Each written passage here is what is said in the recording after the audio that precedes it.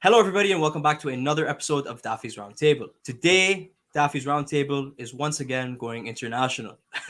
Okay, so we've had guests from Australia, we've had guests from Germany. Today, we have our first guest from the Netherlands.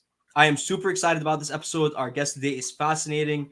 He is Stefan from the Terrarium channel. And in today's episode, we talk about, first of all, the differences between reptile keeping in Europe and Netherlands and the rest of the world.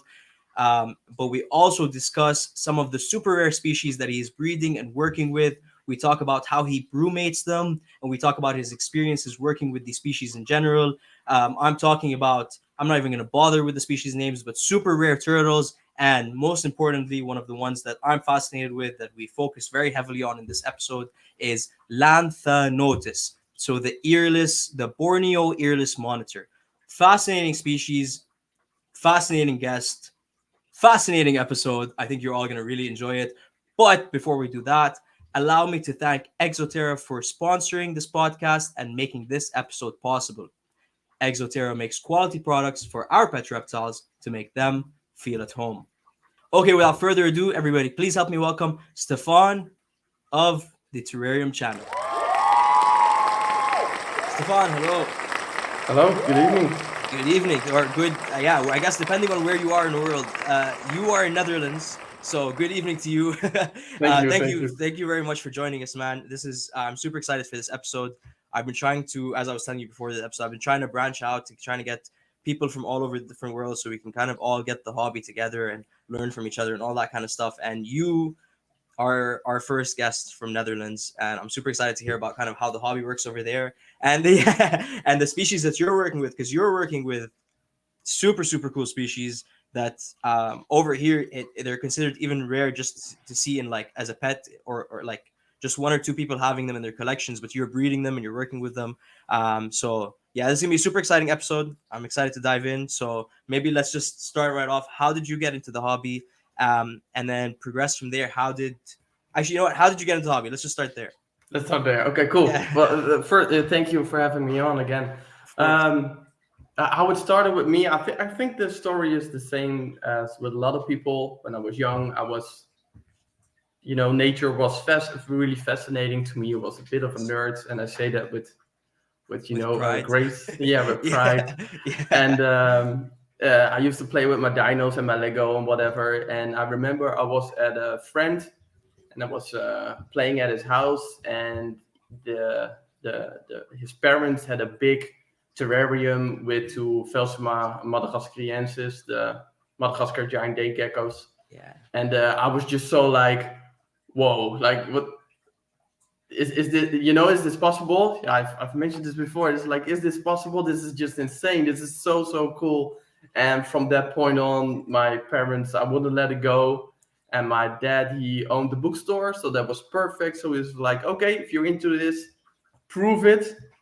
So he gave me books, and the computer was just starting to be found in the homes. So it tells you a bit about my age.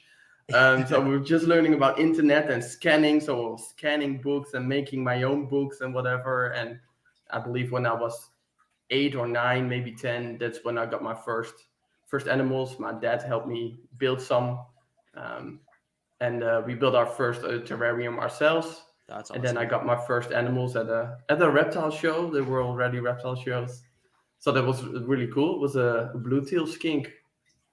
Nice. Okay, so yeah, right away with a blue tongue or blue tail. Blue tail. It was Okay. called Mabuya. I believe it was a multifasciata, something like that. And then Awesome. but there were also tachydromus and anoles. In those days you just bought what you liked and put them in your terrarium. Yeah, for sure. Yeah. So you said expos were already happening. Is this like, are you talking about like traveling to like the Ham Expo? I don't know how far that is from you, or were expos happening in the Netherlands? Actually, they were in the Netherlands. There were almost more than they are now. There are only a few big ones now. Wow. Okay. And in the past, there were a lot of small ones, and there were a lot of societies, or at least one that was really prevalent, La Ceuta. And they have many small like gatherings for people to trade their captive bred or what they imported. That's awesome. So yes, I believe I don't know. I think it was 10. So being on a reptile show like that was mind blowing to Of me. course, of Yeah, it course, was yeah. absolutely I crazy. I don't think I went to my first reptile show until I was like 15 or 16, and that like Yeah. I can remember how crazy that was. So I wish it was 10. Like that's amazing. And then so did you stay in the hobby? Did you keep getting more animals? Like how did the hobby progress for you from there? Yeah, when how do I say this? My life has been a bit, my youth has been a bit chaotic. So there were some on and off moments depending on what was possible. I didn't always live at home, but whenever I could, I was having animals. Sometimes one or two, sometimes a bit more. And even if I didn't have them, I was always in my head. I was busy with them, dreaming about setups, species I wanted to keep, buying books. I was Yeah. pretty poor, so I stole books. I'm sorry, from the school library, and I kept them at home and just kept reading and reading them. And luckily, there were a few people in my surroundings that noticed. So there were old magazines. I still have them. Those are magazines that are older than me, and I was reading them constantly, and I still know them front to back pretty much. That's So awesome. yeah, Very, very yeah, cool. So you kept doing your research, kind of stayed in the hobby. And when yeah. did the birth of Terrarium channel happen? Well, the Terrarium channel I started in 2018, but the how do I say the lift off when it really took some volume. You know, the way I kept the animals and my Yeah. collection, and of course there were some changes, but it started when I was 18, because when you are 18, the state says, "Oh, you're adult now, so you can take care of your own." So Yes. they were like, "Bye bye." Was out of all the homes, and then I was able to live somewhere where I could keep animals, and that was the point. I had a small, a job, and I started getting some money, and I got my study funds and whatever, and then it went crazy. So that's when it started, and since then it has never stopped. But the Nice. channel was 2018. Yeah. Nice. And and Yeah. and your channel's sort of primarily focused on showing, or maybe you let us know what is the concept of Terrarium channel, what is it based on. I sort of did my research before this, and I watched some of your videos, and I like the way you sort of present and how you're going about showing other people's collections as well. So yeah, you maybe tell us a little bit about the channel and the concept behind it. Yeah, of course. Um, at the start, it was a bit of a monetary decision. Also, not there were two main reasons. One was I used to have a pet store. I quit. I still wanted to have a web store with some products, and I figured there was a lot of info on that web store, and I figured the best way to connect this with a potential audience is via reviews, YouTube, whatever. Absolutely. Yeah. The other reason was, and I still feel that a little bit, is that a lot of the videos that I saw about the way I was experiencing my hobby did not like reflect the way I saw it, or the way I approach it, or the way I see a lot of people in my surrounding approach it. So it was a bit of disconnect. So I felt like, oh, maybe there's something to add there. And then over time, it has evolved a bit from showing my own collection and the way I approach things to more and more, the desire to show the European herpetoculture, like how do people approach their collection, how you just say it, and their care and their philosophy behind it, and really practical stuff. And I enjoy that by far the most. So this is definitely the focus. Most of the videos will be from that angle, with that goal, I should say, and I hope to expand on that more and more. Yeah, that's awesome. And so like maybe we'll piggyback off that. Hmm. You said like showing herpetoculture in Europe. How do you find that it differs, like just obviously based on pictures or whatever you've seen? How do you find that it differs in Europe, or maybe even more specifically in the Netherlands versus the rest of the world? Yeah, that's a good one. That's a good one. It seems to be discussed a lot. I actually said to some friends today, including Flo. Thank you, Like Flo. yes. It's interesting how fascinated people seem to be with the differences between the herpetoculture in the States and in Canada, in Asia and Europe. Yeah. And it is very interesting, it just shows how different people are and their cultures. But I think the difference in Europe is, the way I experience it is that it's often from a bit different approach, a more naturalistic approach already. Maybe that's again how through the web I see stuff, Right. and I am exposed to how other people keep their animals and what is presented out there. But most Yeah. of the European keepers, at least the one that in my surrounding, they were more from a naturalistic point, like from the start. When I started, it was logical to use live plants. It was logical to use a natural substrate. Light was always important. That was never really different to us. Yeah. And we also had the Euro style terrariums, with the ventilation beneath the Beneath window them, and yes. going out. And it was so strange to me that you did not really see that. I saw a lot of aquariums with lids and Yes. a simple substrate, and I almost feel like the rack and top keeping was introduced to us, and it From was over here. yeah, it was Yeah, yeah, introduced to yeah. us, And you and guys sort of introduced your kind of keeping to over here. I kind of yeah. I guess I kind of do see that as well. Yeah, that does make sense.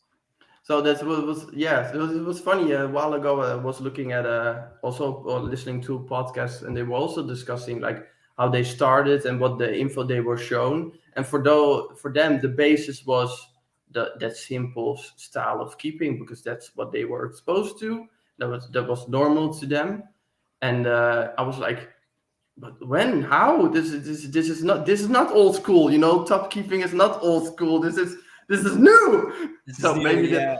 represents how maybe I'm getting too old, or I don't know. But Yeah, no, yeah. I've spoken to several people and I ask this question quite frequently on the podcast, and many people have given me a similar response to you. Mm, I do think that I think someone I can't remember who it was, but someone put it best. It was like the idea of multiple keeping and keeping as many animals in one room as possible is more of a westernized idea, whereas you guys, it was always the aim of like keep keep one animal in the most elaborate setup that you can. mm, Whereas now it's kind of merging, and everyone like I didn't know that you guys were getting more and more into tubs, but as you're saying now, but on this side of things, everyone's getting more and more into the naturalistic keeping, and yeah. bioactive has become super popular, and now people are getting less animals, bigger tanks, and everything. So it is interesting to see the crossover. For sure, and you see that in general all over the hobby. I think people are moving towards that direction again, and not just with the terrarium reptile hobby, but with animal care in general. We move towards more that side again. But it is something that moved our way, I would almost say, at least the way I experienced it. And I think there's also a bit of a difference that there are people who make a living now from either breeding reptiles, either certain morphs or import export, or but I feel like most of the people here started from simple fascination, Yes. and we don't directly think about it like, oh, how can I make money on this? How can I turn this into a business immediately? Yeah. Yeah, it can evolve into that, or maybe it happens organically, but the way it's presented to me, it doesn't seem like that's the start here. Okay, yeah, that Yeah. absolutely makes sense. Yeah, yeah. Awesome. Okay, so from there, what about species wise? Do you feel like there's a big diversity or a big difference in the species that you guys are keeping over there versus the ones we're keeping over here? Because I feel like when I look over there, I'm like, how are you guys keeping this species, or how did you get your hands on this one? And for us, they're like impossible to find. Yeah. And this is very much leading into some of the species that you're working with that we'll get into in just a second. But like, do you find that there's a big difference in some of the species we're keeping? I feel like I don't know if our selection of animals really is that more diverse. I think in the broader scheme there is, and that's for several reasons. Could be that the hobby, the way it's done here, you know, people are more interested in more of those lesser known species and constantly trying to learn about new species. We are also, I think, a bit lucky that we are connected to Asia, connected to Northern Africa, Yes. and that helps.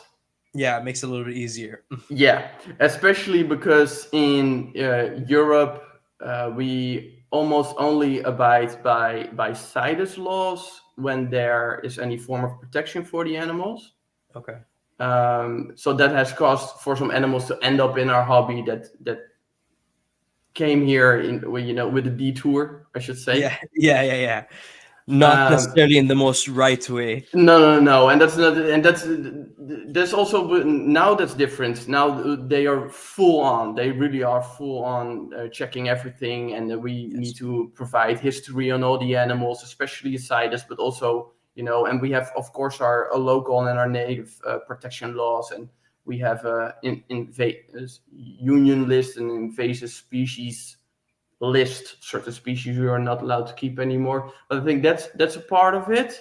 You obviously have a very beautiful saltwater tank behind you Yeah, right thank now. you. Are the laws the same when it comes to saltwater keeping?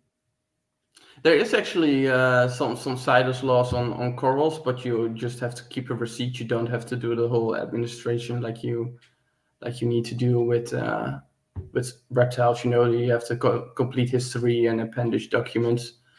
So it's not as strict because most of it happens before it even gets here, I think.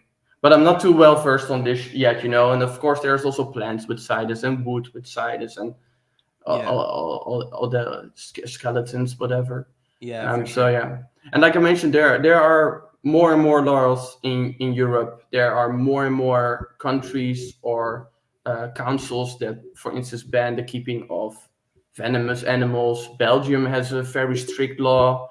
We have more and more positive lists, as they call it. So you are only allowed to keep animals that are on that list. On that list, yeah. I Yeah. think they So call them white lists over here or something. okay, it's Yeah, probably exactly the same. same thing. Everything that's on the list you can keep. If it's not on the list, Not you can't keep it. Yeah, too exactly. bad. Yeah, Yeah, exactly. and currently it's the other way around. Like I'm allowed to keep almost everything, whether it's venomous or big or small or whatever, Wow. uh, unless it's on a certain list. And they are Okay. gonna flip that around. But there are many countries in Europe, and that makes it difficult sometimes for keepers that had different laws. Then Yeah. of course we have Switzerland, that's like in the middle of Europe, but not connected to Europe. So if you want to import or export, that's also a thing. Yeah. Are Yeah, you guys involved? Does the hobby cross over with them? Because I do know there are quite a few keepers over there as well. yeah, for sure. You need to apply for paperwork for Okay. almost every size animal, I believe. Yeah. Okay, that's Yeah, interesting. And you said in your area it's like the laws are pretty loose, so you can keep venomous, you can keep large animals, no problem. yeah. That's interesting. Okay. Yeah, see in my area, specifically in my like city, nothing over 6 foot, no venomous, nothing from the iguana family, Hmm. nothing. Yeah, like the bylaws are crazy. I mean, Hmm. like probably for the better. Like Yeah, stuff like venomous, but who knows? can I ask you a question about that? Because Yeah, absolutely. um, eh, we get the positive list, of course, and there's more and more. And a lot of people are saying like when you introduce these lists, then the chance of animals being kept illegally is going to Increases. increase. Is it Oh, sorry. increases? No, sorry. Go ahead. Yeah. Yeah. Increases. So more and more the people, they want to keep their animals if it's allowed or not. So they're going to keep them, and then they're going to keep them, hidden away. And if something gets sick, it doesn't get help, or if something escapes, nobody wants to claim that animal. So you cause more problems. And I'm not really sure if that's the case, but is that something you like experience? Like, of course, you don't have to say, "Oh, yeah, that person I know keeps this and that." But do Yeah. you see in the hobby that there are keepers with animals that shouldn't be there, Uh, or is it- it yes. like? Yes. So I just to clarify, I don't know if I made it sound like we have a whitelist. We Hmm, don't have a whitelist. hmm, They're trying to introduce it in certain provinces in Canada. We have sort of what you have, so we can keep anything except for what's on the list. okay. But there is so many things on that list. It's a very, very big do not keep list. I'm no like lawmaker or anything like that, but I think in general, I think the tighter the laws, the more the black market exists, Yeah. right? Like they're absolutely available, they're around, they're being sold, and I don't see how the law enforcers can shut them down. To be honest, Yeah. like it doesn't seem like they would be able. How are you gonna know what everyone's hiding in their basement, right? No, probably not. It's just probably much cheaper and easier to enforce than having all these, because the alternative is standards, you Yes. know? And Standards, permits, yeah, all these things. Yeah. yeah. Which I mean, I think is the better direction, right? Like certain people being able to get permits to keep the animals, not a bad idea. But then Mm. nobody else should be able to access these animals. And like you said, if these animals are being acquired illegally, then when they're getting sick, they're not getting the help. Like all of these are Mm. very good, valid points that aren't even being. I don't think they're even being talked about in the conversation over here, right? Like, No, I it's think, yeah, yeah. I'm sorry. I think also the goal often is simply to eradicate pet keeping Many under people's goal is that. under the umbrella of welfare, but the animals where the most issues are still, you're still able to keep. But that's a different question. But I did wonder about that, because that's a Yeah, situation they warn about here, but it's not a situation, of course, that I have experienced or seen in my surroundings. I sometimes see an animal somewhere that is questionable, but not yeah, questionable to that length or yeah. to that stage. No, it absolutely exists. It absolutely Mm, exists. And I mm, think, and to add to that, because that's also another very good point that you bring up. It's like of the umbrella. I think they're also. I think the word exotic. mm. Um, they're trying to umbrella us in with the exotic animals, which is like people that are keeping tigers and lions and all these big exotic animals, and they think that all reptile keepers should be put in the same class. And really, I think we're closer to people in the aquarium keeping hobby than we are to people in that hobby, right? But Yeah, anyway, let's get into some more interesting sure. stuff. You have some really cool species that I want to talk about, so let's get into that. What are some of the species you're currently keeping? Yeah, you on the list? No, it's not. I made a list actually earlier this week to get an Hit us, overview. But hit us. okay. So in the basis, I keep animals that are from Asia, simply because to me they are fascinating, and also to um, prevent myself from getting overboard. Sometimes everything is interesting. I just decided, okay, let's stick to that to prevent I go absolutely crazy. And I'm currently focusing on mostly on turtles and a few tortoises from Asia. So I have the Sakalia, the both species, the Platysternon, which is Chinese big-headed turtle, some Seabrocchiella, Mylaemis. I have my Manoria, the Burmese mountain tortoises, also the Manoria impressa, which is pretty exciting for people across the pond, as they say, and also in Europe, by the way. And Oh yeah, okay, yeah, yeah. I believe there's some Kuora, but those are on the breeding loan, so that project will eventually end. And then I have a few lizards, of which the most popular by far on the channel and for everybody's the Lanthanotus. Those are everybody Yes, loves those, which I yes, fully understand. yes. And next to that, I have the Ceratophora tenenti, which I had for a year now, the Sri Lankan leaf nose lizard, I believe. Those are so cool as well. Yeah, really cool. We're still figuring them out. I got to be honest. I have them for a small year now, and not totally there yet, I should say. And I have the Shinisaurus, but I have decided to let those go. So those will leave soon. Um, like any person in this hobby, everything is fascinating, and everything I see is like, ooh. But I try to also, because life is changing, I try to have a few less species but bigger groups of the species that I have.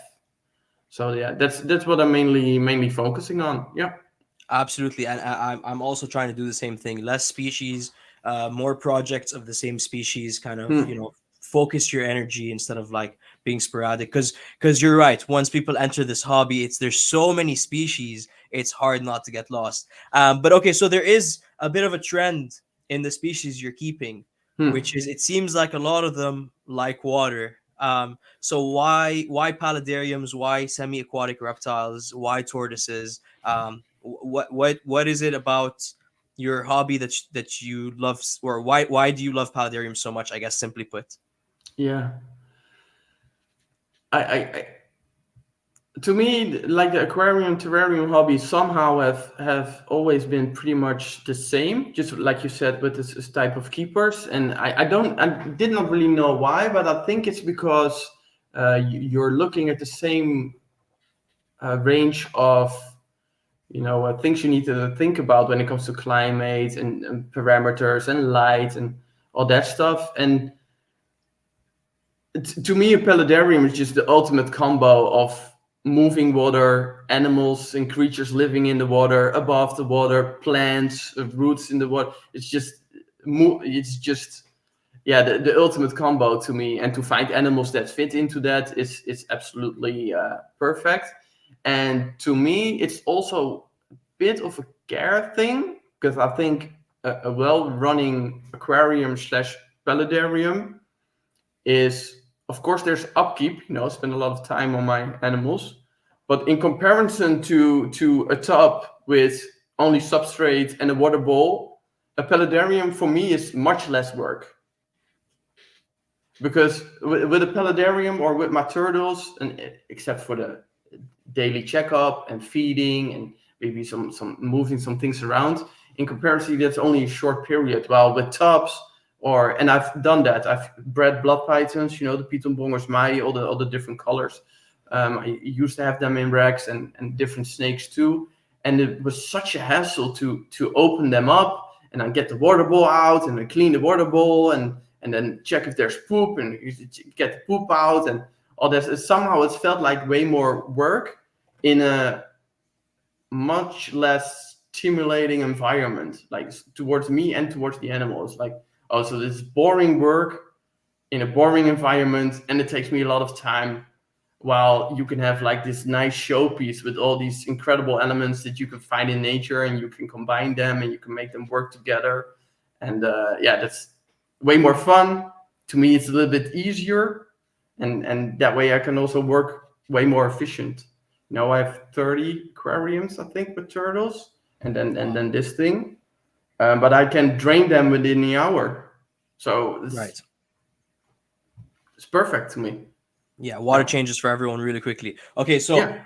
I love your answer. I love your answer. I was hoping you would go that direction as well, because I also love paludariums, and I also think it comes from my like the aquarium keeping portion and wanting to mix it in with everything. So that's what originally got me into paludariums. But then you said something fascinating. You said it's almost like it's easier, Yeah. and more stimulating for both. So when I started keeping mountain horn dragons, I was originally doing it like that. I had most, and I saw, and some of my tanks still are like that, where I have a water bowl with a an air stone in it to keep the water bubbling or Hmm. whatever.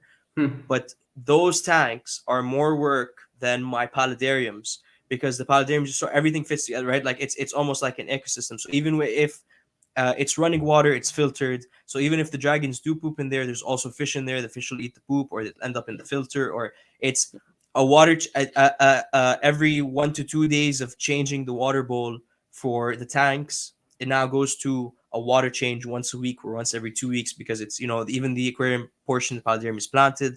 I feel like the water is healthier. It's constantly being filtered. So yeah, I absolutely love your answer. I love paludariums.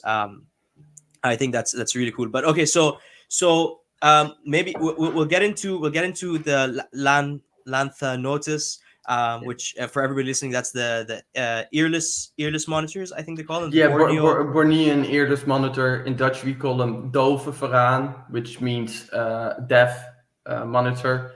Okay, It's very annoying that I mostly speak in scientific names. So if you want to switch to, this is just a habit. I'm no, sorry. you're completely okay. You're completely okay. Okay. I also very frequently, especially when I'm talking about species that Hmm. I work with, I speak with the scientific names as well. But I feel like I always like just to generally get people who are like driving, or people who are listening to this and can't get to Google, it's just gonna be like, oh, this is what the species we're talking about Okay. is kind of. But yeah, no. So we will get to them. But before that, let's maybe talk about turtles for a second. So, um, Lovely. Yeah, it seems you're a big fan of turtles. You're keeping many different types of species. Yeah. What do you find? First of all, do you find there is so with some species, and I'm sure the monitors are like this as well. Um, there's kind of like a you can see their behavior. They can learn to feed from their tongues. They can come up to you. Do you find the turtles are the same thing? Do they recognize you as the food bringer? Is there sort of behavior? Um, because I've only kept red-eared sliders and I was very young, so I haven't kept turtles since, and I don't really know how it is. But yeah, how do you find they're similar to lizards in that aspect? It does depend on the species. Like they definitely, it's funny. The ones I keep in glass aquariums or paludariums, when they see me, they will come towards the glass and show behavior like, hey, you mean food. Yeah, There's something coming. I need to be alert. The ones I keep in tubs, like I have the Zoom mat and Waterland like tubs.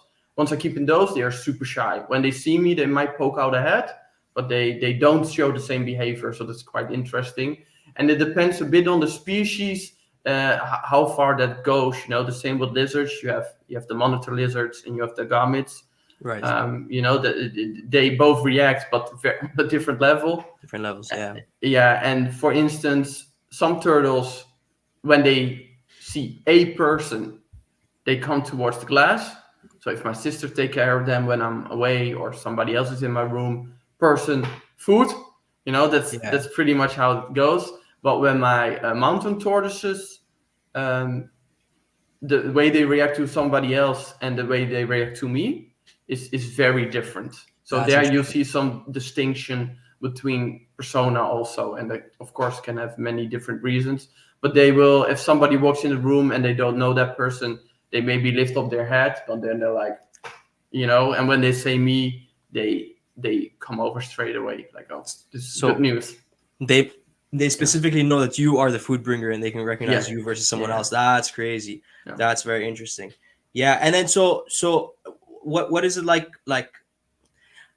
I don't know how to phrase this question. I wasn't prepared to talk about turtles, but now I'm fascinated with the turtles, so we're gonna get into it a little bit. I assume it's similar to breeding most other reptiles. You're pairing them. You're kind of waiting for the right time of year. Do you need to brumate turtles?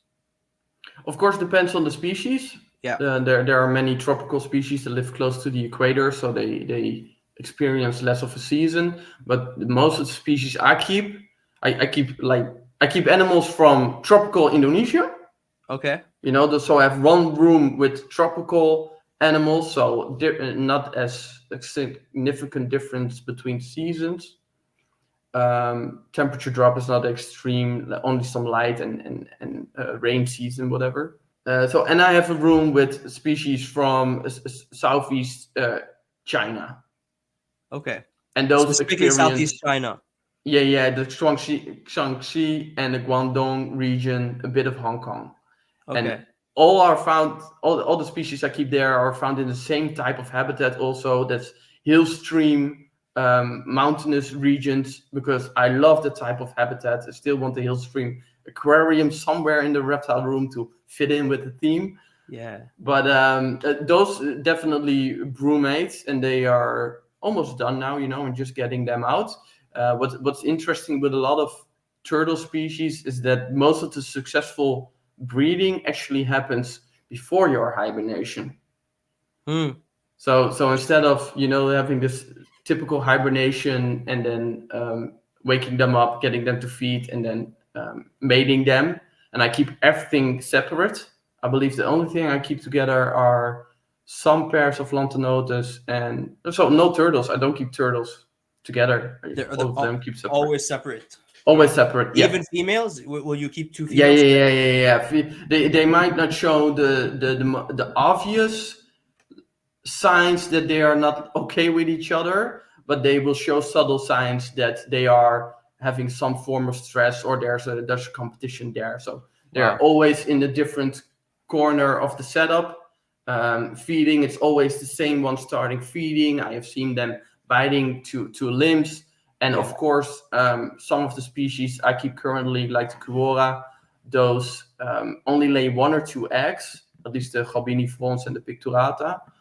And if there's another female there, there's a great chance they get damaged or eaten by the other female. So that's why I keep everything separate. Yeah, one of them gets dominant. Yeah, for sure. And there's actually a lot of species of turtles that are kept in groups. And as soon as you separate the females, the fertility rate goes like through the roof. Interesting. Yeah. Okay, interesting. So you're saying so some species you pair them before you cool them? Yeah. The Cicalia and the Platysternon also. Geoemida, I don't keep those, but those are very popular. The Vietnamese black-breasted leaf turtles, I believe they are called. Yeah, those ones are very popular as well. Yeah, very popular. Understandable, like this size for your paludarium, Yeah.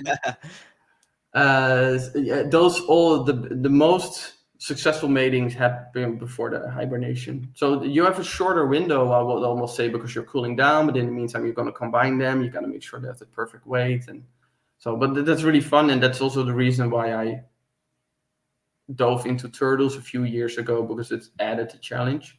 Mm-hmm. And it's a lot of fun. Yeah. Do you find them more challenging than lizards? Added challenge, you said? Well, how do I say this? The only lizard I've bred with is Lanthanotus. So I'm spoiled in that regard. Yes, okay. I haven't kept all those years. Mostly I kept snakes and a few lizards on the sides. Okay. Of course, a gecko egg here and there, but it don't count. Yes. So yeah. But I would say they are more challenging, but that's maybe also because, again, a lot of people still keep a lot of their turtles and tortoises together, while a lot of species prefer to be separate, at least the species I keep. Yeah, timing could be a thing. A lot of them have bigger ranges than we think they have, so seasons differ. So, yeah. So there's still a lot to learn there. To me, it's a bit more challenging. I'm sure there's a lot of people that are like... it's easy. Yeah. No problem. Yeah. Well, it's all experience as well, right? And reading information sometimes is like, it's always good to read it, but sometimes it's useless in your situation, and you kind of need to figure out what's working in your room and in your temperatures and your humidity and all that stuff. But okay, so you said something very interesting. You said you have 2 rooms. One is sort of tropical Indonesia, one is Southeast Asia. Yeah. So that I love that you've done this. I think it's fascinating that you kind of have the whole room's probably set up at one temperature. Do you, if you need to brewmate the Southeast China room, do you so is that how it works? Do you just cool the entire room, or are you cooling every animal separately? I cool the entire room, and I even used to hibernate / brewmate the animals in the room. So they were still in their setup, still in their water, and they were all separate, and they just hibernated in there. So the whole life cycle and the temperature up and down, they always experienced that over the last years in their setup, in there. So nothing changed for them. The problem is that I got some species now, 1 or 2, that also need a cooling, but not that extreme, and probably not as long. Yeah, and with some species, I don't know if it's at your place, but if we look at our seasons go like slow, like this. You have summer and spring, and some of the species I have, you go like nice warm weather, winter. It just drops. Yeah, that sounds like Canadian winter. Okay. One morning you wake up and it's like snow everywhere and it's very cold, and that's just how it is. Surprise. Exactly.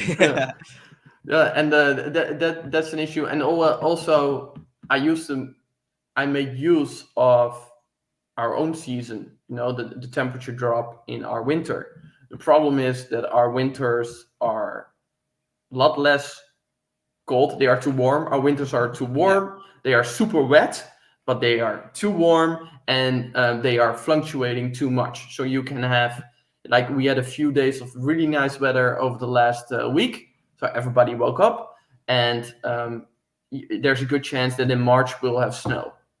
So Right. that's not really that's not really working anymore. So some species like the Sacalia, those need pretty cool temperatures to actually stay in hibernation. Otherwise, they get active again from like 10, 12 degrees Celsius. They get active again. So those are now hibernated in a thermostat controlled refrigerator cooler. Okay. Yeah. Yeah. Yeah. So the animals that need it longer and cooler, Yeah. you're taking out separately. And then Yeah. what about the ones that you do keep in the room, and then Hmm. they wake up and you said, oh, it might snow again in March. Do they brumate again, or is it just kind of messing up their cycle now and they don't know what to do, or how do you deal with that situation? I still control the light cycle and Okay. the basking spots they have, and of course I have to like everybody nowadays almost. I have the LED lights, the UV lights, and my basking spots, and I also have like general light on the ceiling of my reptile rooms. So my lighting cycle goes in 4 stages. First the room light, then UV, all that stuff. Yeah. So once the animals start to get active, that's a cue for me to start with the light cycle and give them a few hours of basking, and then they will have a drop in the night temperature, but that's okay. That's what they naturally would also Hmm. endure. But I make sure that there's like a baseline so they can start digesting and stay active. And yeah, Yeah. And do you feed it all? You just said digesting. Do you feed it all during this time? yeah, but much less Okay. and smaller items and not directly really fatty, more fiber, Okay. stuff like that. No fruits or stuff like that. All that's all those items. That's more for like the end of the summer if they even get fruits. Okay. Yeah. Yeah, yeah. I'm just gonna jump back to the turtles that breed before brumating, because this is Hmm. interesting to me. Do they come out of brumation sort of ready to go with the eggs and they're about to lay them, or is it they brumated, now they're done, they start eating again, now they start forming the eggs? So is there still a period between brumation and egg laying?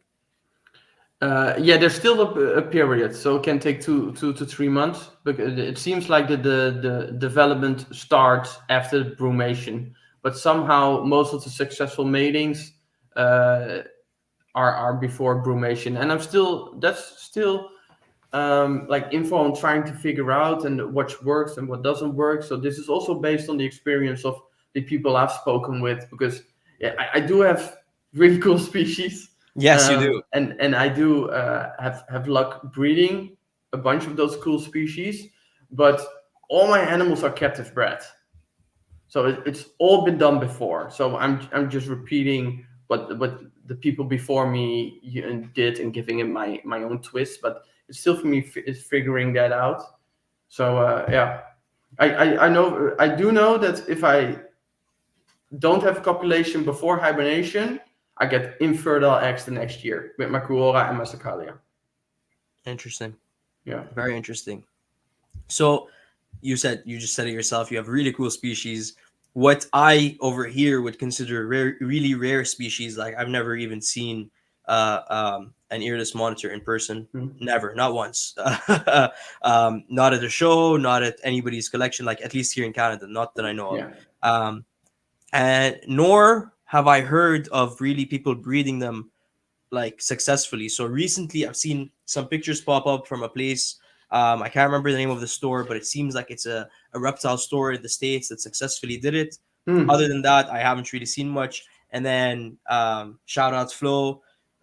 We were talking before he came on the episode, and he was telling me about your channel. I checked it out, and you're breeding them. Like it's you're like specifically, yeah, specifically talking about earless monitors, but not just earless monitors. You're breeding a lot of, or you're breeding quite a few really rare, cool species. So I guess my question for you is basically is what do you think that, if anything, what do you think that you are paying attention to, if there's any details that you are paying attention to that you think other people are missing, and that's why you're successful at breeding these rare species, if anything? Honestly, I don't know if I really do anything specific that makes it stand out. Like I said, I work with captive bred animals, and it helps a lot. You know the Lanthanotus in Europe, and also in the States, is bred. But in Europe, I can at least name 5 or 6 or 7 people who breed them every year. So it's and as I mentioned, mine are captive bred too, and that makes it a whole lot easier. When the Lanthanotus were first here, and in zoos, a lot of people had issues with them because they weren't captive bred animals, and they simply did not adjust as well, it seems. Like with a lot of wild animals. Like I'll give you like an example. Hmm.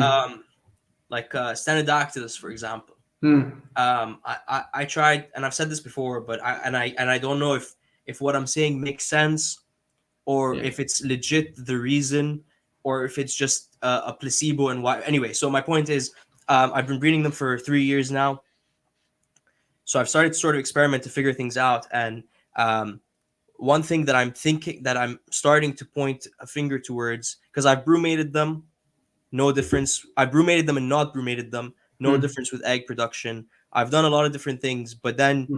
I lessened the amount of times I spray them per week, and so their humidity dropped drastically because they're a very dry, hot species. It's the dwarf sand geckos I'm talking about. Yeah, yeah, And yeah. once I picked up the spraying again, once I started spraying them as frequently as I was last year, Hmm. now they're all back to laying on a regular schedule. So I don't know if it's that, but it's like I feel like that small factor could have been what Yeah. affected it. So yeah, sometimes just wondering if there's something specific that you think you're doing that. But yeah, anyway, it could be nothing. It could be you're just a very talented breeder. No. That's not the case. I'm very lucky, that's for sure. But um, I think if we speak specifically about the Lanthanotus, Yes. it is temperature is a big factor. They come from an environment which is close to the equator, and then they also within that environment they also live in a microhabitat that's very specific when it comes to temperature and humidity, and there's not much change in there. So I would say for Lanthanotus especially, is stability is probably one of the most important things. And a good friend of mine also breeds them. That's how I got introduced to keeping them. And his breed a little bit earlier than mine, like a month or two earlier, actually. A lot of my eggs hatch months later than his.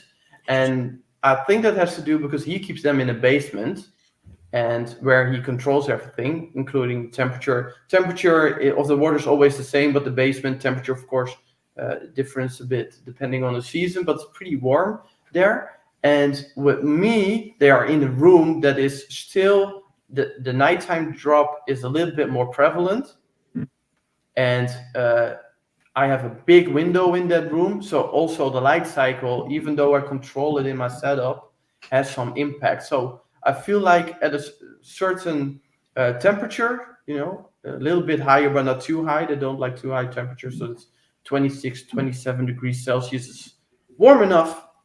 And when the light hours reach like 12, 13 hours, and also when I start misting, they always become more active, Mm-hmm. both with feeding and seasonal differences activity. There's a big change there. So as soon as I start misting, the activity rises. But That's I interesting. wouldn't say that the misting is for me the biggest factor, because the misting increases during, like in a month I will increase it a little bit more, but it's not like consecutive enough or routine enough to say What it that's the is. big reason. Yeah. Yeah, and I guess for them, you're also keeping them in paludariums, right? So they Yeah. have constant access to water.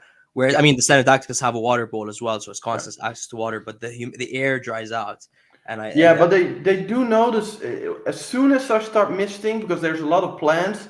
I try to add as many plants that are found in Borneo in the setup, because that's awesome. to me that's The fun perfect to. biotope. Yeah, absolutely, Yeah, it's absolutely. just fun to do and a nice challenge.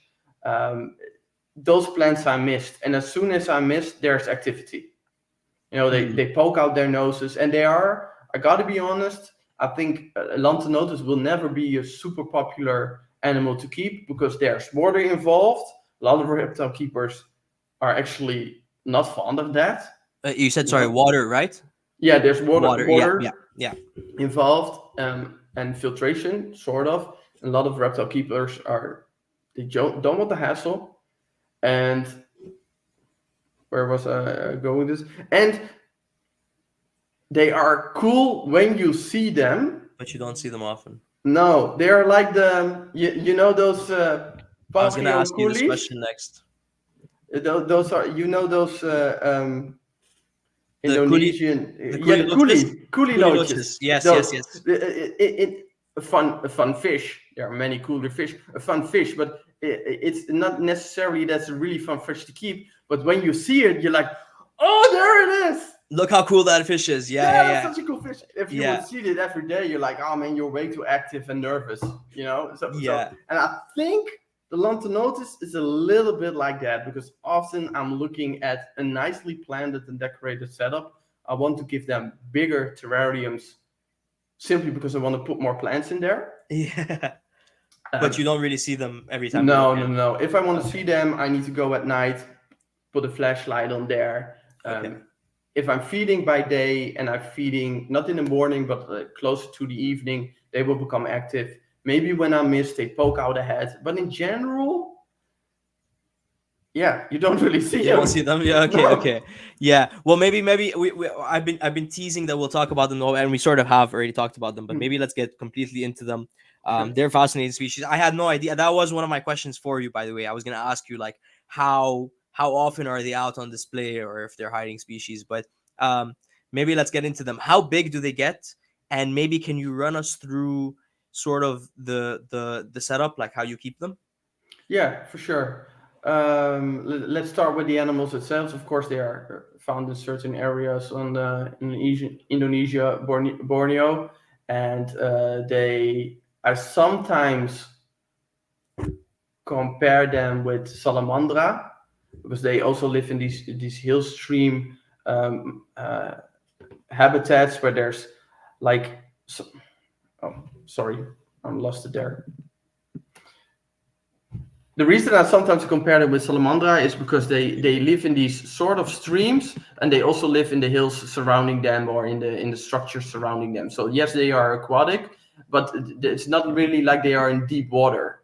At least Okay. that's the info I've found. I've tried. Yeah. There's not a lot of info, and the pictures you see in some groups are often of animals that are, of course, caught and then placed in a nice setting, and then the picture is made. Yeah. But the videos I've seen when they are found, yes, they are found in water, but they often are in like these muddy areas. A lot of vegetation, a lot of leaf litter, and they are hiding in caves and in between there. So that's also what I try to replicate. So they live very hidden, and they are mostly active during the night. Mm-hmm. And the way I keep them is I have them in an aquaterrarium, paludarium, however you want to call it.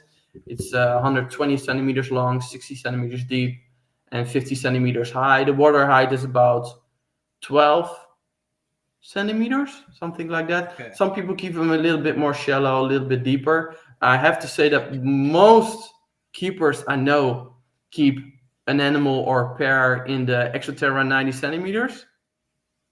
Okay. Which, in my opinion, is a bit too small. Let me quickly do hold on, 90 Yeah, sure. centimeters, 2 inches. Oh, sorry. Oh, sorry. the 36. Okay, yeah. Sorry. Okay, so Yeah. one of the bigger ones. Yeah. Yeah, but still, that's a small setup.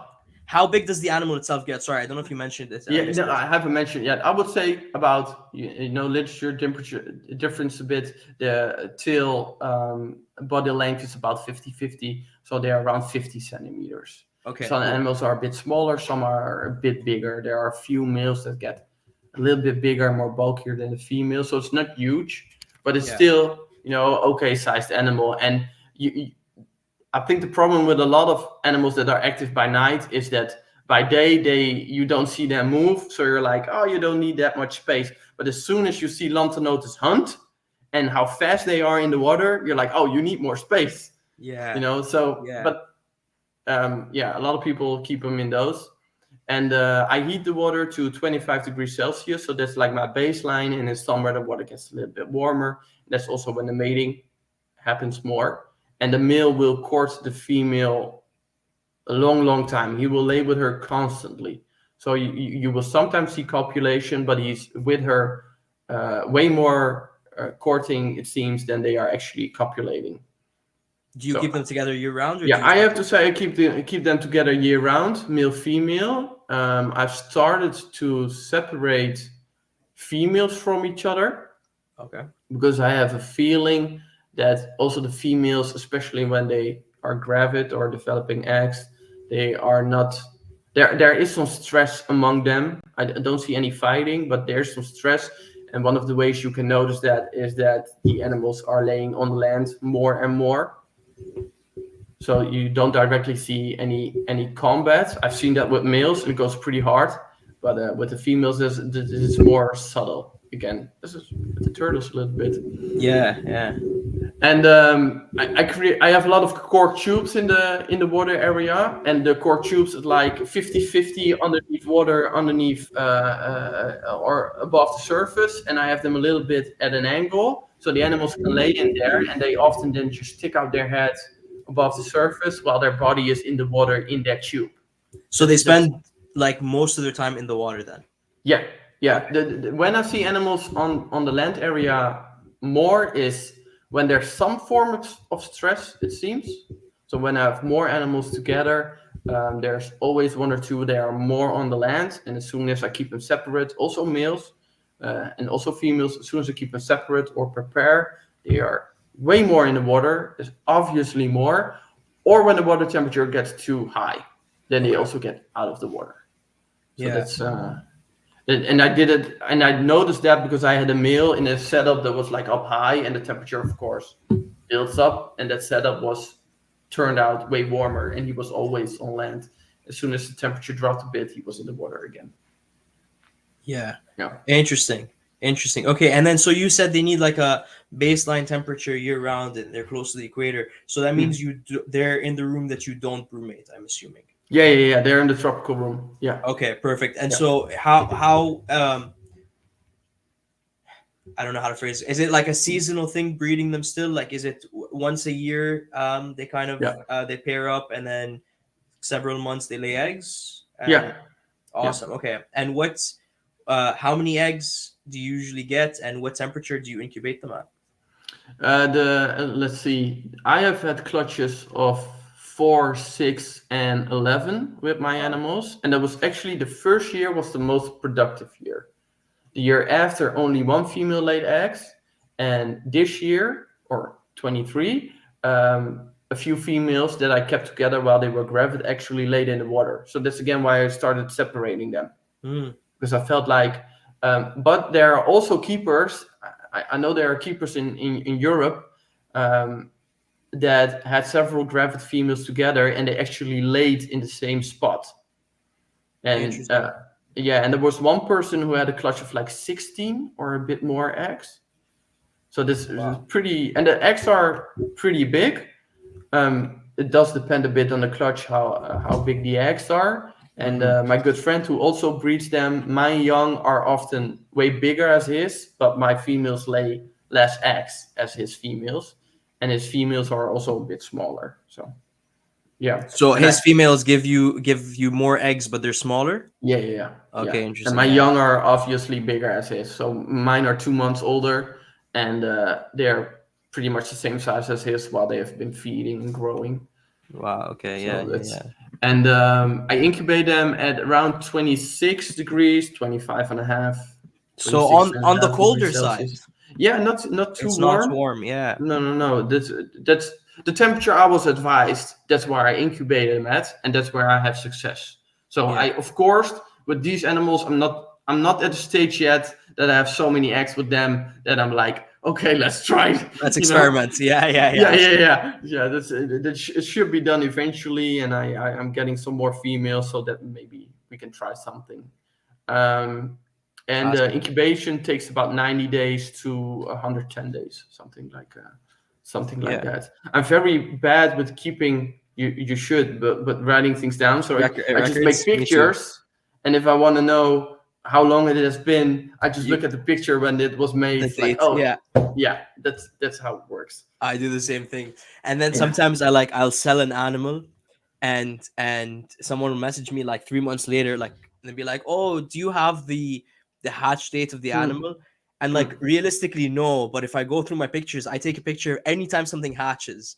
I like yeah. take the first one of the first things I'll do is like I'll take a picture of it. So I'll be like, okay, give me like a few hours. I'll go through the pictures. I'll find I'll Yeah. find specifically that one when it hatched. But yeah, that's keeping records is highly advised. Always a good idea. Absolutely. I am horrible at it.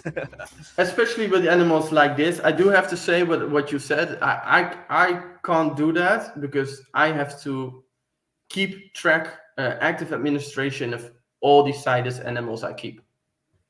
All the animals I Legally. keep, I breed when they were Ah, born. If I sell them, I need to have an administration of who I sold it to. I need to have a copy of where it went to, and they need to have a copy from me, and I need to have history, whatever. So for that reason, I know when they hatched. But again, I will use my pictures as a reference. I as a don't reference. really, yeah, Yeah. write dates. That's So interesting. I kind of wish that we had to do a little more like that here. A for just the the lineage of the animals. I think if that was being done that way, we could keep better track. And yeah. B, I think that would just help me keep better track. And I think that's also important, right? What about yeah, these animals are fascinating. What about feeding? So they're mostly they spend most of their time in water. Yeah. Are you still like are you still feeding them like, or what do you feed them? I'm not even gonna guess. Yeah, yeah. What do you think? Let's. What do you Yeah, well, think? so I assume they're insectivores to a certain degree. So you're feeding them probably like bugs and stuff. But I wonder if they'll also take like fish or maybe a bigger female will take like a pinky mouse or something. I Hmm. don't know. Yeah. Hmm. Yeah, What they am I will. Yeah. wrong? No, no, no, no. I Okay. would say that there are some keepers who pretty much 99% feed with worms, like the Mhm. dendrobenas and the Canadian night crawlers. Yes. The night crawlers Represent. are those are big favorites. If I have an animal that doesn't want to feed, I put those in. Those are always It's because they're bingo. Canadian. Yeah, I don't know of any other reason why they. Yeah, I yeah. think it's because they're like night crawlers, and because I found the same thing. I think it's Mm, because they're so prominent all over the world that wherever you dig in the soil, you see something that sort yeah. of looks like it. So, but anyway, yeah, sorry, go ahead. No, that's great. I haven't actually. I never thought about it, and now you say that. That makes total sense. Yeah, I Makes think I think that's absolutely what it total is. sense. Yeah. Those are always. But you can vary a lot more. I actually have small fish with them, the Bororas brigidaes, because they are found around the same area. More of Smart. an experiment, and that goes well. But as soon as I put something a bit bigger in there, I've tried chocolate gouramis or maybe an algae eater. Some algae eaters are fast enough, but if they're not, they They eat will them? get eaten. They will Oh, get that's eaten. so Yeah, cool. yeah, for sure. That's so And cool.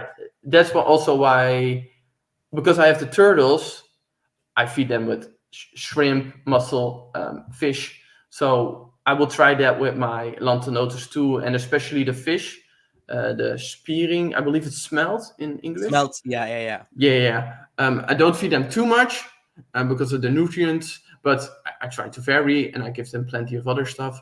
So those they will definitely eat. I actually have a video on my Instagram if anybody wants to see it. You see me hand feeding them the smelt, and they absolutely love it, and they can take down pretty big prey. They are monitor lizards, so they Yeah. will try to take down pretty big prey. I know of people who feed their, especially females, with pinky mouse. Yeah. I don't do that too much because I feel like I already give them plenty of fatty and calcium-rich food items.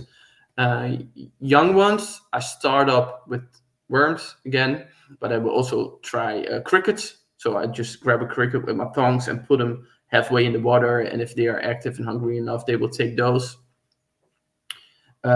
Shrimp, they have fat, but not like only when they're hungry, you know. And mussel, they will also eat, but again, only when they're hungry. So yeah. And I'm sure there's way more items. I think if you like crayfish or something, I haven't tried that I was yet, gonna ask but you. I'm Yeah. sure like maybe the Neocaridina, the Japonicas. Those are often Those are found. probably too small. Could No? be, yeah. Yeah. Maybe for the Maybe young ones. maybe for the young one, or like something like Yeah. an Amano shrimp and a large size Yeah. Amano shrimp, they might be able to take. Yeah. Yeah. Yeah.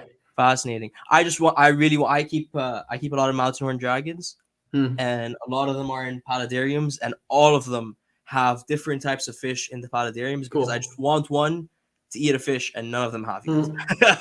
Ah, damn So it. I really, yeah, I think the idea of watching a lizard catch fish is fascinating to me, and I would really like to see it. I would love to see it in my house as well, like in captivity. But yeah, Do they? Because my Shinisaurus, I also have fish with them. The white cloud minnows, white they are cloud minnows, called. Yeah, yeah. because they are again in similar habitat as Shinisaurus, and the Shinisaurus will leave them alone if the water is deep. As soon as I do a water change, which I don't do too often, but as soon as I do a water change and they see the movement in the shallow water, they will go for them. Interesting.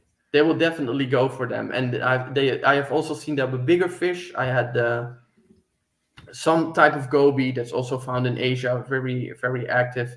And I had them with the Shinisaurus. They left them alone, but as soon as the water drained, they saw the movement and they were triggered and they would go after them. That's interesting. I have them with about, I'm looking at it right now, it's probably about 4 or 5 inches of water. Okay.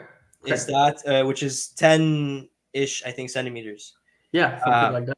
Yeah. So if I drain it, they'll go after the I have guppies in this one Oh, specifically. okay. Yeah. But maybe I need something bigger too. I don't know. Could be, definitely. Yeah. Yeah. It's fascinating. That's fascinating. Okay, so you mentioned the babies. You started them off on worms Yeah. and stuff like that. Is there any care differences for the babies? Are you keeping them in the same type of setup, same temperatures, all of that, or is there anything that you have to do different to kind of like strengthen their first couple of years? Oh, and also, you mentioned you incubate at 25 degrees temperature. 25 degrees temperature, 25 degrees Celsius. Is there a sex dependency on temperature? Like, are you getting a 50-50 ratio, or do you not know? Yeah. Okay. That's a very good question. I'll tell you why. I will start with the care. Okay, sure. Yeah, go The ahead. care of the young is pretty much the same as the adults. Okay. You just do it smaller. I like to raise all my animals separately because of control, and if somebody buys an animal, I can give them the animal which I know that's doing best, or give them a specific animal because it's from a different clutch or something like that. I do that with almost all my animals because it's possible for me with the type of animals I have. Mm-hmm. But I think next year, because the problem with that is I mostly have them at room temperature, and as soon as my room temperature drops, that small body isn't able to retain as much heat as an adult body can. So they will notice the fluctuations more, and it impacts their feeding behavior. Right, absolutely. So, for instance, during this time of the year, I need to keep that in account. So from next year, I have built a space where I have a few of the Exo Terra loaves with the small water, and then I will keep them the same as the adults, but I will keep them per clutch. Okay. And then because then I can better control of the water temperature, better control of their amount of hiding and the light that impacts them. So I want to keep more and more of my hatchlings as naturalistic or as close to how I keep the adults as possible. Awesome. Yeah. But again, in the basis, it's pretty much the same, and they are not difficult to get started. At least in my experience is after a week, maybe 10 days, they will start feeding. Yeah. It's no problem. I'm going to interrupt really quickly. Sorry, just something that's, are they skittish? Can you reach in and grab one of the babies or even one of the adults, or are they like, don't touch me? Oh, the adults, they will stay still, and then all of a sudden they will turn around and bite you, and they hold on and they do the death roll, and they bite you. Sometimes you can hold, but you're like, like this. You're not actively making contact with them. You're just moving them, and you're just kind of scooping them. Yeah. Like I'm a tree, something like that. Yeah. As soon as you put any restraint on them, they dislike that so much. They really don't like it, which is logical for an animal that lives course. so reclusive, and they are also very sensitive. Also, when they hunt, it's a little bit of sidetrack, but when they hunt, their eyesight isn't that great. So often they will move towards a worm, and they can feel that worm moving, and they also smell it. They use their tongue like a monitor does underwater, which is absolutely insane to Fascinating. see. But as soon as they touch it, they know where it is. They are very sensitive, and they will move around and spot the worm exactly. So I think that's also one of the reasons. The young, when you hold them, they will act like a little bit like they're dead. You know, they look like a small leaf or twig or piece of that wood, and they will act like that. And the first time I made a video with my captive bred, I actually had people commenting, thinking they were dead, that I was like showboating with that captive. Oh, sorry, it's my ATO captive bred Lanthanotus, but they were alive. You can feel their tail like making contact because they can use their tail a little bit. And again, if you restrain them, they will try to bite. That's crazy. Also, the baby ones. It's so funny. That's Yeah. fascinating. Yeah. All right. Yeah. And then the other question you had, which is a really good question, is that when it comes to sex ratio, that's I think something that needs to be investigated a little bit better. I have to be honest that I have a certain group, and I tend to sell my young because I have other animals I want to buy or space or whatever. You know, the impatient reptile keeper person. And I know there's a lot of keepers who kept a lot of their young, and it's all females. There are a few people Interesting. there are a few people that say like, I can't get a male. I only know one or two persons who had a young that turned out to be male. But I also have a friend. We kept 6, and I believe there were 5 males. So, but sexing them is also not that easy. You know, it's a lot of comparison, and You have to wait till they're a certain age as well. yeah. Same as Yeah. with like Chinese storks. There are people that say that if they turn them around, one of the persons who got them from the start, he says that he can see the difference by their tails or the shape, and you can see some difference: shape of the head, positioning of the eyes, lower jaw, the way that it's shaped Yeah. along the body, and but then you have to have comparison. Yeah. You have to see them side by side to be Yeah, able yeah, to pinpoint it. for sure. And Yeah. still, then at least to me, it's not as easy.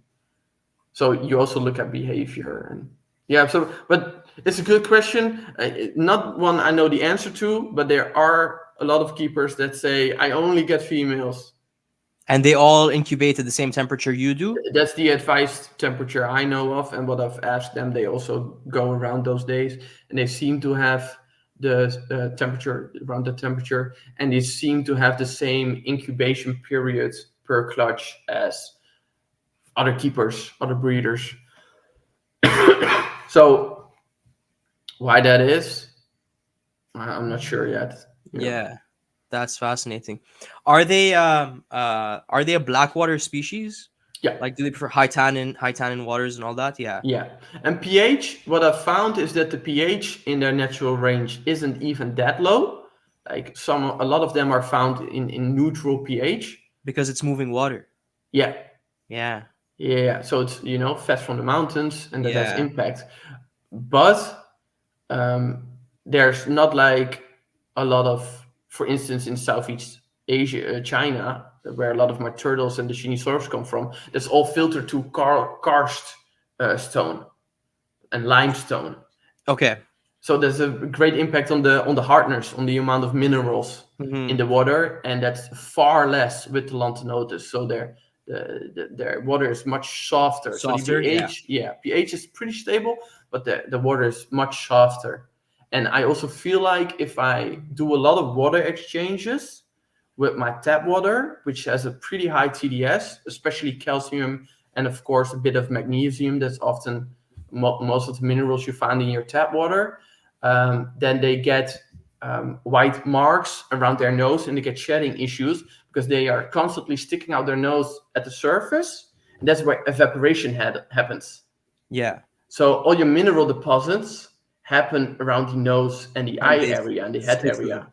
Yeah. So you can get those issues with them, and those issues disappeared as soon as I stopped doing water changes.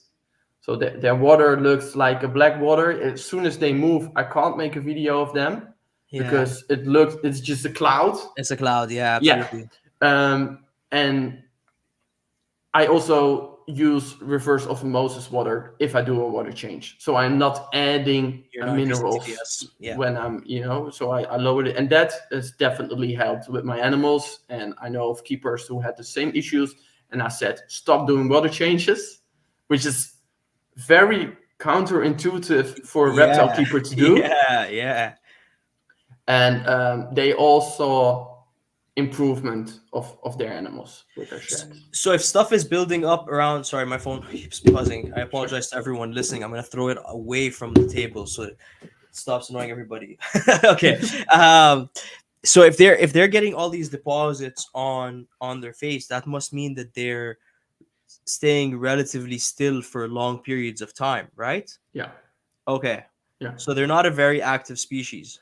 No, when they are active, they are active. I also have a video of an animal climbing because I have 3 firm panel walls, and they will climb along it. And I see my plants, being broken down. Yeah. I cry every time it happens. Yeah.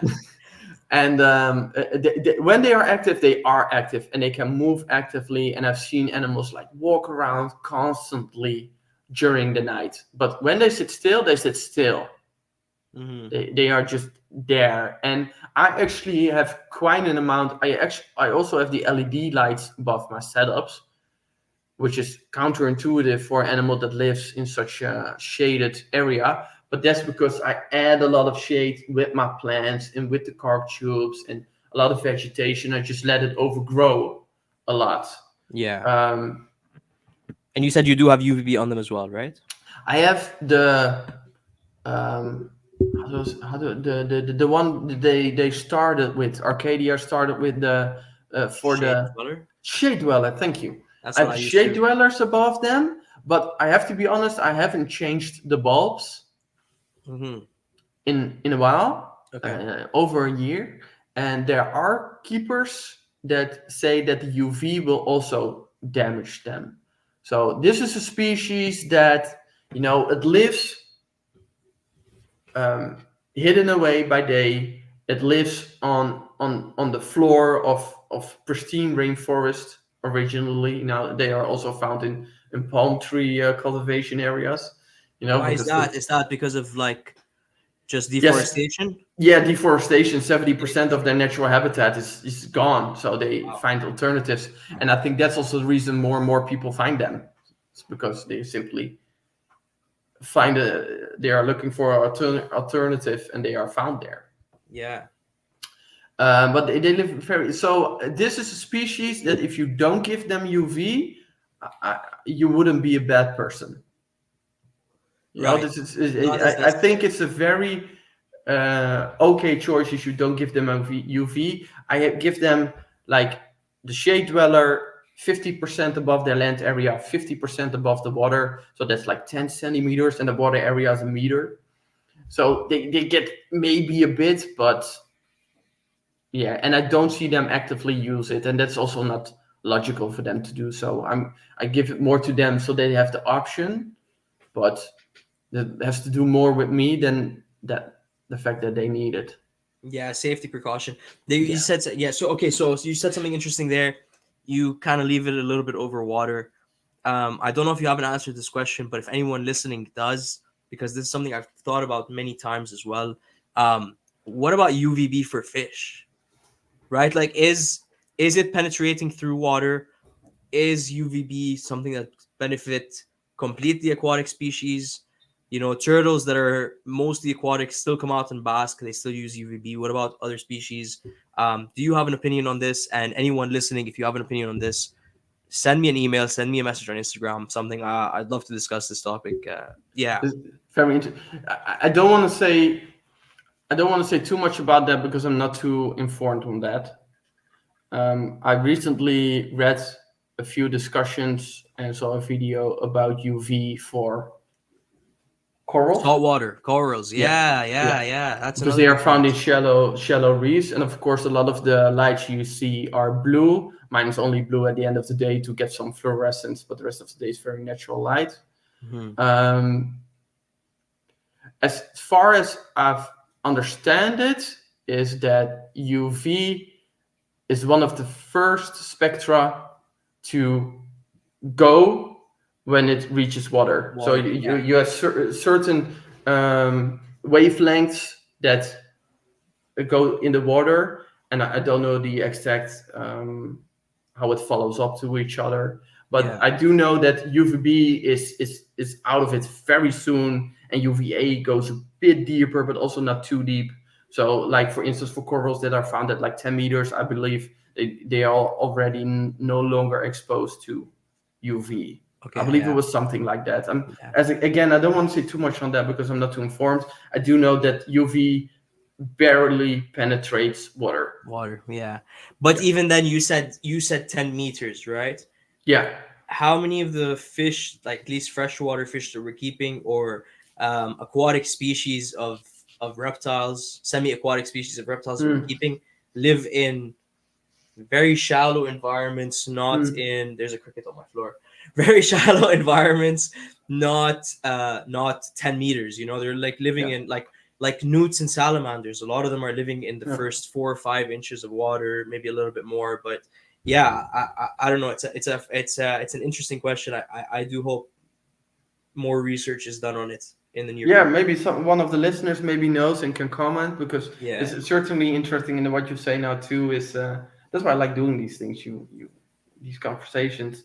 I believe that in for the Asian arowanas, Okay. Yeah. They're um, always on the top. yeah, and people tan them for their color with UV. Yes, I have heard of this as well. You're right. They Yeah, get the more reddish colors out of them by yeah, like giving them UV. Yeah. yeah. And again, is that because they naturally would need UV, or is it actually a reaction of the body? Yeah. It's we I don't know. I really don't know. This is just another question I would ask. The same goes with our animals. They are adapted to absorb UV, but only to a certain extent. And the same with the light for plants and corals. There are certain amount of lumens or par that That they can handle. they are active, that they can handle, and as soon as it goes beyond that range, they are mostly spending energy on protecting themselves for that light and no longer using that light. So there's a yeah. It's interesting, right? Yeah. I don't know. I think with the arowana specifically, I think you brought up a good point when you said it depends on the depth of where the Hmm, species hang out. And Asian arowana are surface dwellers. They eat yeah. things that come that they're like out, like bugs and birds and things that are Hmm, outside of the water. So they're always on the top layer. So they probably do need a certain higher level of UVB than other species. But also to comment on what you just said, I was chatting with a friend. Shout out Reed, and to all the listeners, there is an episode coming. It is already recorded, but you're probably okay. gonna hear this episode before that because that episode needs. I need to put it together, and I haven't yet. But yeah, shout out to Reed from Swifttail Vet. I asked her sort of a similar question. I just asked her about Hmm, UVB in general, and she said, in her opinion, I don't know how to phrase this properly, but so take what I'm saying with a grain of salt. But in her opinion, no light that has been produced by any company or anything will be able to match even a small percentage of what the UVB that the sun hmm. projects is. So realistically, like we're probably giving them even less than they even require, or maybe we're not. Who knows? But yeah, I don't I know. would not It's be an interesting question. surprised. I would not be. In the end, the sun is a very powerful um, energy source, Yeah, and animals are either making full use of that free and very powerful energy source or protecting themselves against it. And yeah. our lights, we do what we can, but of course, I'm sure we're never gonna gonna reach it. Sometimes I'm also like, but that's almost, how do I say this? In the Netherlands, we have so many cool animals Yes. I could keep, not just keep them outside and know that's the perfect situation for them. But somehow I want to have animals that are from far, far away and try to do all these adaptations and No, making, so if you dive too deep in there, you're gonna ask yourself the question like, what am I doing? Why am I doing this? well, yeah. But at least we're trying. There's a lot of development, and for me, the amount of light is also something that really changed for me. Like I bought a light meter that simply measures lumens. That's it. Yeah. Not UV or whatever. Simply measures lumens. And I went outside with the light meter, and then I went to the brightest spot in one of my terrariums at the time. Doesn't compare. Doesn't compare. Yeah. And I also, it scared me, like, oh, I'm living in the dark. Yeah. Well, yeah, honestly, we are. We Yeah. live in basically in caves compared to like For sure. Yeah. Yeah. Yeah. So I was like, oh, this is just, so since then, yeah, all of the lights, as Kanye would say. Yeah, all of the lights. Yeah, I want them all. Yeah, no, that's true. I mean, like, look at all of these lights behind me. Yeah. I've done the same exact test, and I don't remember numbers off the top of my head, but I feel like it was the difference of thousands, if Yeah. not, right? Yeah. Okay. It's really extreme. It was a shocking difference. Yeah. For sure. And you can download the app on your phone. It's not as accurate, and it's by far not a good representation because of the system that you're using.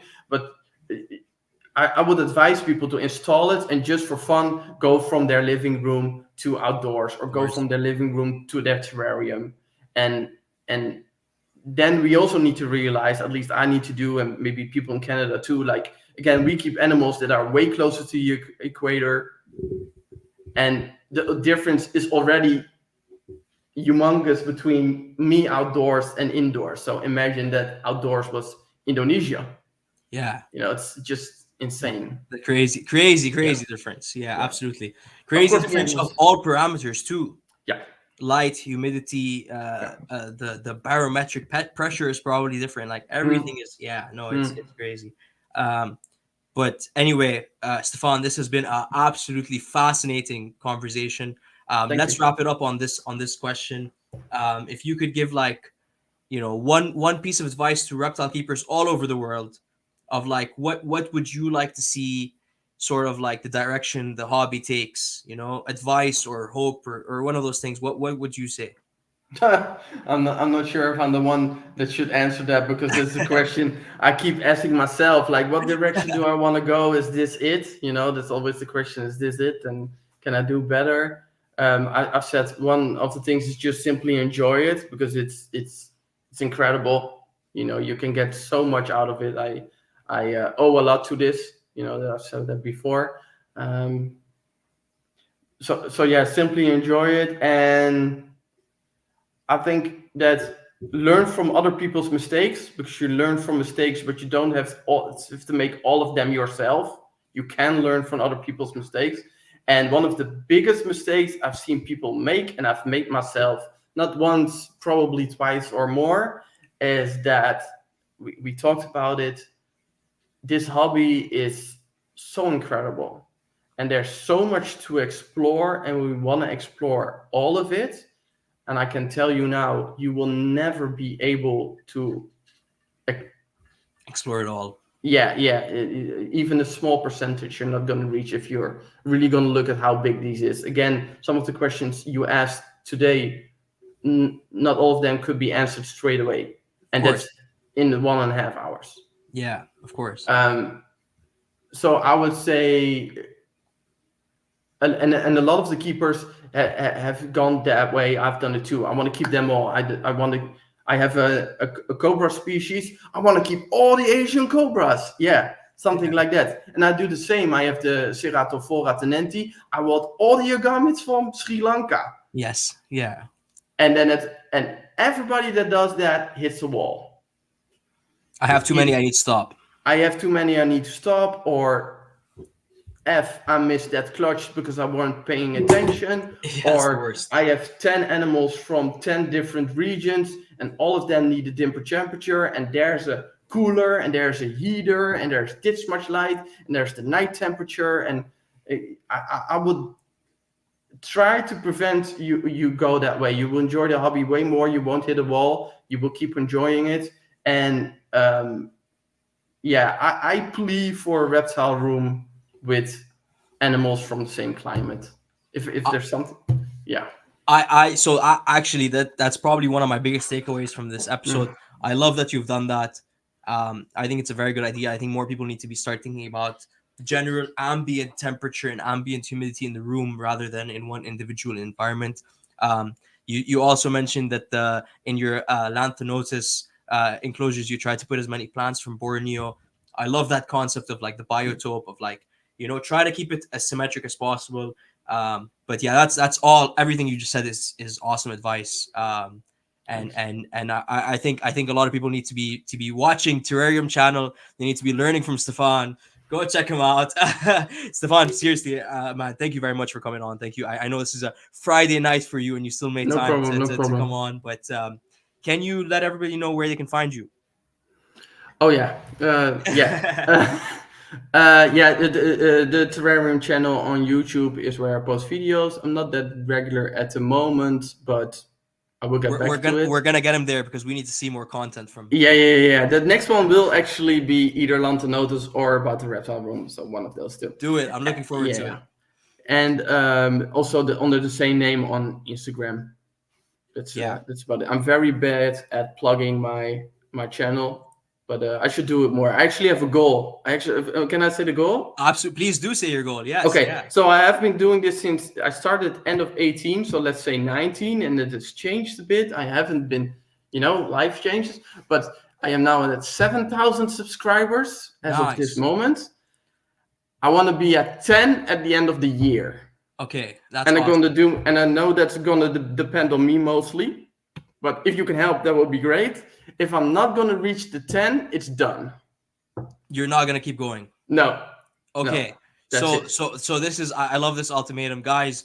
Yeah. Personally, I need to see more of the Terrarium channel online. Thank you. So please help me make sure that Stefan gets to 10K by the end of the year. Also, I love that you have a goal. I need to do the same thing. I'm a much lower numbers. I'm about to hit 3K. My goal is 5K by the end of the year, but I think the only way to get to this goal for both me and you, my friend, is consistency. So you got to upload more videos. We're looking forward to it. But everybody, please go give Stefan subscribe to his YouTube channel, follow him on Instagram. Those links will be in the description. Thank you. You are missing out if you're not. And like you said, you're showing content on your reptile room, your animals, but you're also going out there. You're showing different collections in Europe. So majority of you guys, I see analytics. I know where you guys are from. The majority of you guys are from the US or Canada. So this is completely different, something we're not seeing all the time. Yeah, I could keep rambling about this for days, but I really, really enjoyed your channel, Stefan, and I hope everyone else will as well. Go give him a subscribe. Stefan, one more time, thank you very much for coming on, man. I really do appreciate it. And hopefully, if you're willing, we can do a part 2 at some point. I'd love to have you back on. And sure, yeah. It was fun. Thank you so much for having me on. It was really cool. For sure. And yeah, everyone else, thank you for listening. And you know where to find me, Daffy's Reptiles on all social media platforms. Daffy's Reptiles on all social media platforms. Daffy's Reptiles YouTube channel. I do have another channel other than this. Once again, I am rambling. Thank you all for listening, and we will see you on the next one.